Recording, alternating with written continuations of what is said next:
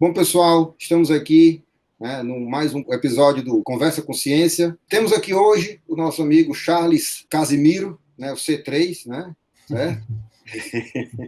Professor do Departamento de Engenharia e Teleinformática da UFC, né, ex-aluno nosso lá no curso de Engenharia Elétrica, e que tem uma larga experiência aí em pesquisas na área de processamento de sinais, inteligência artificial, faz parte de um programa referência internacional, né, nível 6 da CAPES, né, tem uma larga experiência aí com pesquisa. Tá? Então, primeiramente, queria te agradecer, Charles, por estar aqui hoje conversando com a gente. É muito importante, né, esse projeto, a gente trazer pessoas para tentar divulgar um pouco a ciência, as pessoas entenderem para que é que serve, né, e como ela nos ajuda no nosso dia a dia. Ok? Seja bem-vindo aqui ao nosso programa. Obrigado, Vasco Neto. Eu que agradeço aí a oportunidade para poder falar um pouco do que a gente faz, né? Como você disse, é importante a sociedade ficar sabendo, porque às vezes não se entende muito bem o que a gente faz, até porque nós não nos comunicamos de forma apropriada, ou tanto quanto gostaríamos, tá? Então, muito obrigado pela oportunidade aí. Bom, Charles, você é uma pessoa que trabalha muito com essa questão de processamento de sinais, né, de inteligência artificial, né, que é uma coisa que está muito em voga aí, né? Mas muitas vezes o pessoal ouve o galo cantar, mas não sabe o que é. Né? Então, eu queria agora que você falasse um pouco o que é isso, né? O que é processamento de sinais, o que é que ele serve para a gente, né? Para as pessoas entenderem aí aonde é que nós estamos aí. Essa é uma dúvida, eu diria, muito natural até das pessoas, né? E tem ficado cada vez mais relevante à medida que a gente está tendo contato, né? A sociedade está ganhando muito com uma automação muito grande das suas tarefas, né? A gente tem hoje uma gama de dispositivos tecnológicos que permeiam a nossa vida, né? Quer seja o próprio laptop, ou smartphone, ou outros dispositivos que se auxiliam tanto no trabalho quanto em casa. Então, o processamento de sinais, né, tentando ser de uma forma um pouco menos técnica, ele seria a parte da inteligência do que a gente faz com as informações e os dados que a gente consegue capturar. Esse assunto, né, esse tema, ele é bastante antigo, né, pelo menos no universo da engenharia é antigo, data da época dos anos 40, né, um pouco antes do pré-guerra.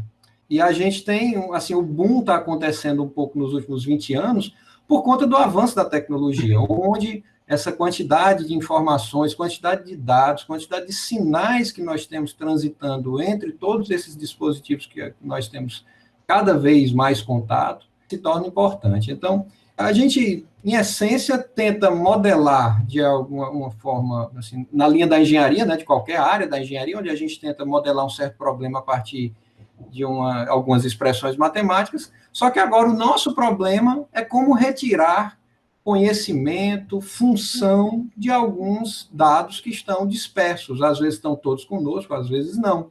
Por exemplo, você pode ter dados que são do seu celular, mas que ele está capturando informação a partir de dados de outros usuários, né, que estão em outras partes, nem no mesmo local físico que você, né, pode estar em outra cidade, em outro país, inclusive. Então, o processamento de sinais se ocupa de fazer toda essa parte e traduzir isso de uma forma que seja útil para a gente. Um exemplo, talvez, muito pontual, que agora está ficando muito na moda, são os smartwatches, né? Assim, os relógios inteligentes, onde aquele relógio captura os seus dados biométricos ali, né, através de pulsação, temperatura, quantidade de movimentos, e lhe diz, olha, você se movimentou pouco hoje você se movimentou 30% a mais do que ontem, seu coração está acelerado, está acima da média, está abaixo da média. Então, tudo isso é processamento de sinais para aquela informação chegar para você de maneira consumível, ela é útil para você. Então, para chegar daquela forma, ela precisou ser trabalhada, extraída e transformada em algo que o sensor, né, o computador, o celular, o relógio, ele consiga captar. Quando você fala sinais, isso são os dados do computador? Essa é uma... eu peço até desculpa, porque quando a gente fala de jargão, né, assim, aquela coisa, todo dia você está acostumado, sinal é qualquer quantidade de informação, é qualquer informação que ela esteja presente em algum aspecto. Por exemplo, um sinal pode ser um conjunto de anotações no caderno. Você anotou todo dia qual era a sua temperatura corporal. Se você colocar isso como se fosse um gráfico, por exemplo, isso vira um sinal. Isso pode ser também uma quantidade, um arquivo do seu computador, ele tem um sinal lá dentro, ele tem uma função que você pode até não saber, mas como ele foi gerado, como é que ele é trabalhado pelo dispositivo eletrônico. Um sinal, formalmente, a gente diz que ele é uma representação matemática, né? Ele tem uma expressão de um fenômeno físico. Pode ser, por exemplo, do processo de dilatação de uma coluna, de uma ponte, de um viaduto, alguma coisa do tipo. Então, sinal é tudo aquilo que você consegue mensurar e depois representar através de componentes básicos, né? No caso, os componentes básicos que a gente tem hoje são os bits, né? São as informações, são os arquivos pequenininhos que a gente vai tendo aí no computador. Então, conjunto de dados formam sinais, sinais possuem dados também.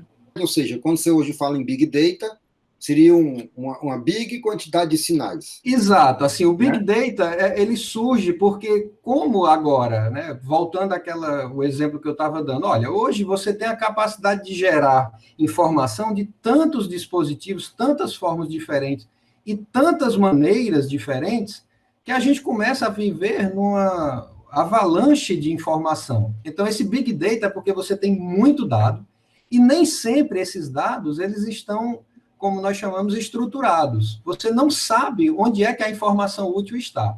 E quanto maior for esse volume de dados, pior é, porque é como se você imaginasse uma grande peneira. Se for pouquinho, você peneira rapidamente para achar o que você quer. Se for muito, aí você tem que fazer várias vezes aquele processo.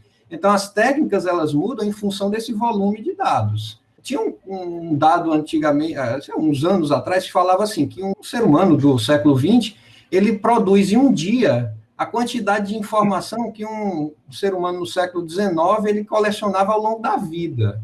Então, é mais ou menos, assim, com algum exagero, talvez, mas é mais ou menos isso. Quantos bits, quantidade de dados que o seu relógio está capturando de seu corpo durante um dia.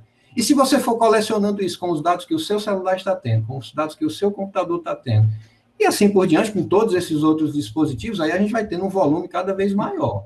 E aí, cada vez mais vai ficando necessária esse trabalho para poder peneirar a informação que ela não é útil para que você está querendo. É o que a gente chama de mineração de dados, né? Ou seja... Mineração de dados é uma parcela desse processo todo, né? Exatamente, porque é você achar informação naquele mar de... Na realidade, você vai ter, entre aspas, muita sujeira, né? Isso, é porque, assim, quando a gente fala de tratamento de informação, existem coisas que, para a comunidade, a sociedade, elas são as mesmas. Primeiro, nem todo dado tem informação. Segunda, a mesma informação ela pode estar muito mais condensada em certo tipo de dados do que outros. Por exemplo, você pode pensar assim, olha, mas como é que eu tenho a mesma informação num dado muito maior, né, num volume de dados muito maior? Imagine que você escreve um texto em uma página de qualquer editor de texto. Você tem lá uma carta, um e-mail que você faça. Essa informação, que seria a mensagem que você quer transmitir, ela é muito menor se você digitar da maneira tradicional, numa página única ou num espaço único. Mas imagine que você tem uma ideia de fazer o seguinte, eu vou colocar um grande arquivo, onde cada página tem uma letra só. Então, você vai ter um arquivo, talvez, com uma centena de páginas para poder dar uma informação que você tinha em muito menor espaço. Então, às vezes você tem muito volume de dados, que seria o caso de você ter uma letra por cada folha, né, desse arquivo, mas que na prática você não está interessado naquele volume todo, você está na mensagem que ela é muito mais condensada.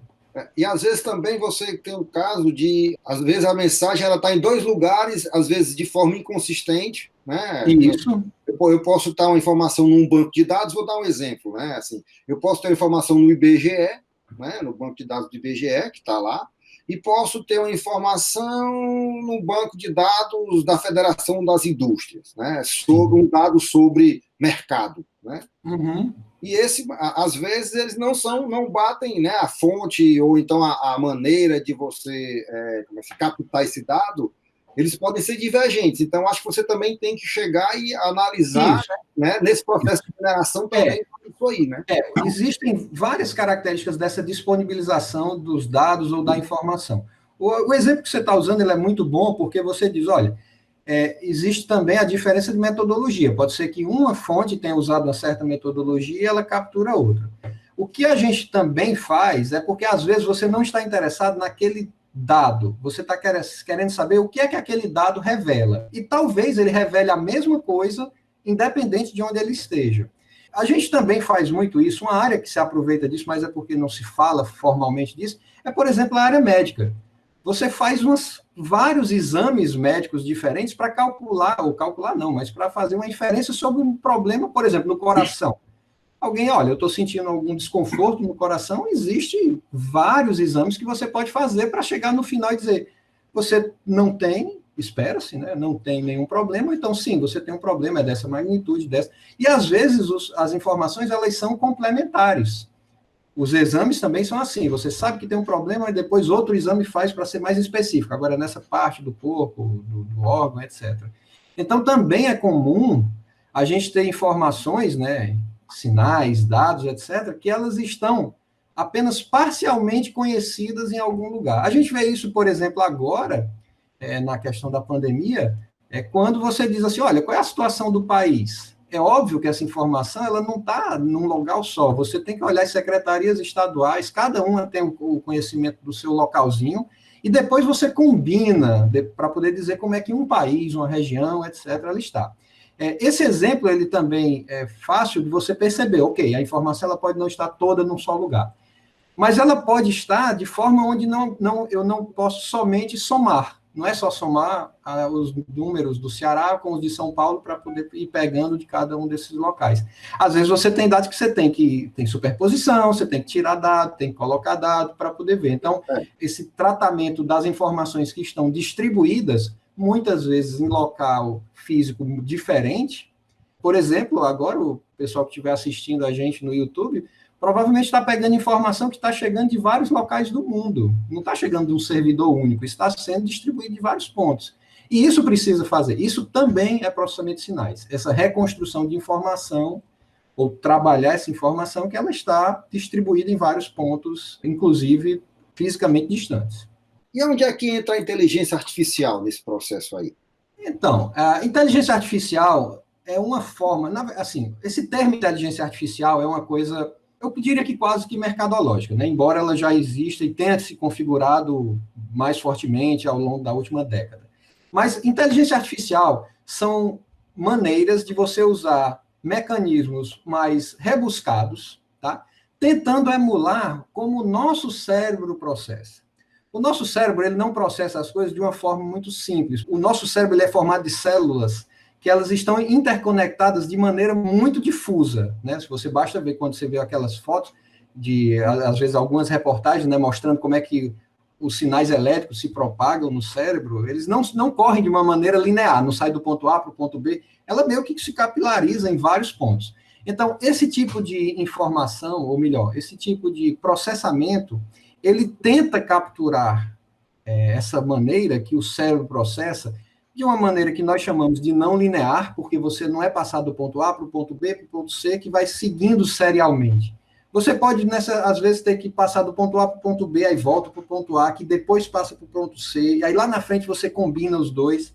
Então, inteligência artificial são maneiras de você tentar colocar e aí o termo inteligência vem à tona, né? Uma capacidade de generalização daquele aprendizado para você tornar uma máquina mais próxima dessa nossa capacidade, de que por observações, você às vezes faz uma inferência de como vai funcionar um padrão que você nem viu ainda, de como o nosso corpo se habitua com certas situações. Você, depois que se aprende a andar, a gente não fica fazendo milhões de cálculos para saber se precisa se equilibrar mais e menos, porque foi um aprendizado ao longo do tempo. Você nota que a gravidade atua de certa forma, e aí, dependendo da inclinação, da velocidade que você quer imprimir, você já sabe fazer isso.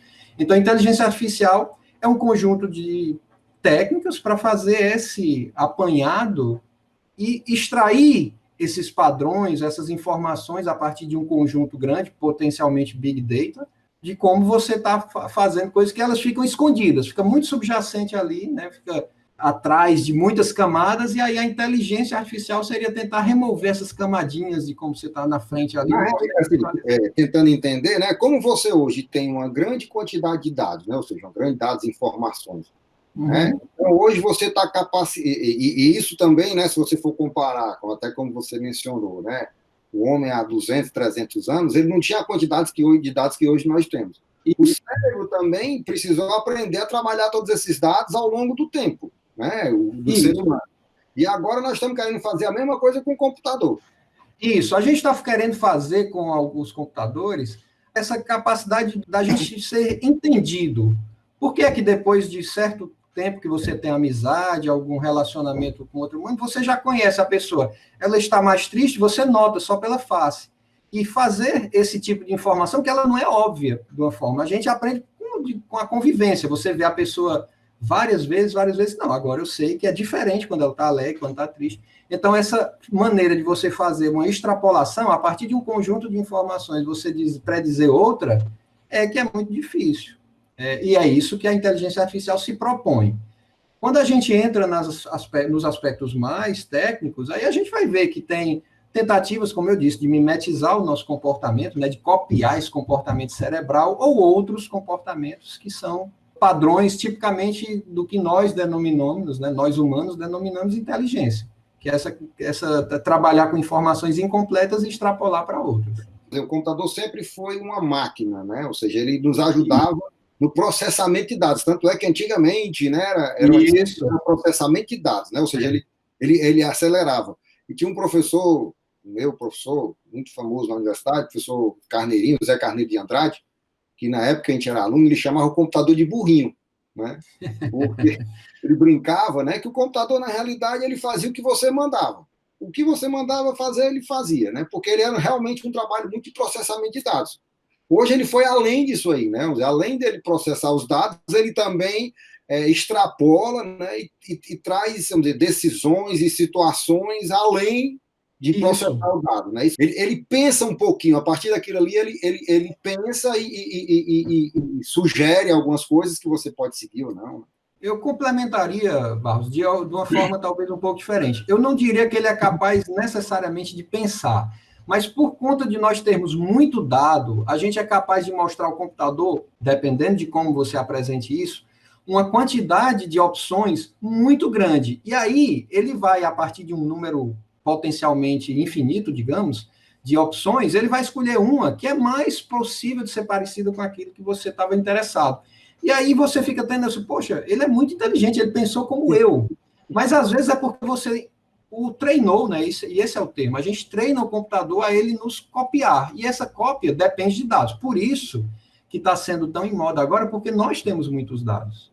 No início da década de 90, nós tínhamos, não só não tínhamos muito dado, mas a gente tinha pouco poder de processamento. E era muito difícil o pessoal entender que a gente estava dando muitos avanços, né? Tendo muitos avanços científicos nessa área, mas que demorou por conta dessa capacidade. Agora a gente está, vamos dizer, não no melhor dos mundos, né, mas está num momento mais propício para fazer esses testes aí.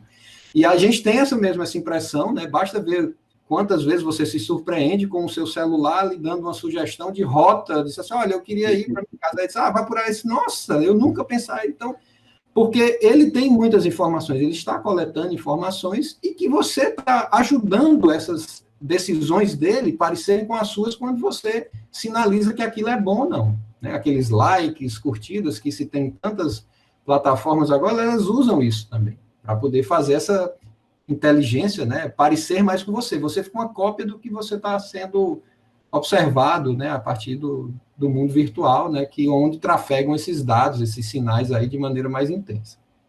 Charles, uma excelente discussão, acho que aí tem temas aí tem uma discussão até um pouco mais ampla, nós vamos fazer hoje, que tem os aspectos éticos desse processo também. Sim, certamente. A gente vai em outro momento fazer uma discussão que eu acho importante, né, porque o dado pode ser usado por bem como mal, né, então né, a tecnologia, ela serve aos dois extremos aí, então acho que é importante, mas acho que foi bastante esclarecedor, né? Queria te agradecer mais uma vez aí, você está aqui conosco, disponibilizando aí um pouco do seu tempo, para você passar um pouco aí do seu conhecimento a respeito desse assunto. Muito obrigado, Charles. Joia, eu que agradeço a oportunidade aí, a chance de poder, enfim, estar tentando contribuir com essa divulgação, né, e aproximação da sociedade com a academia.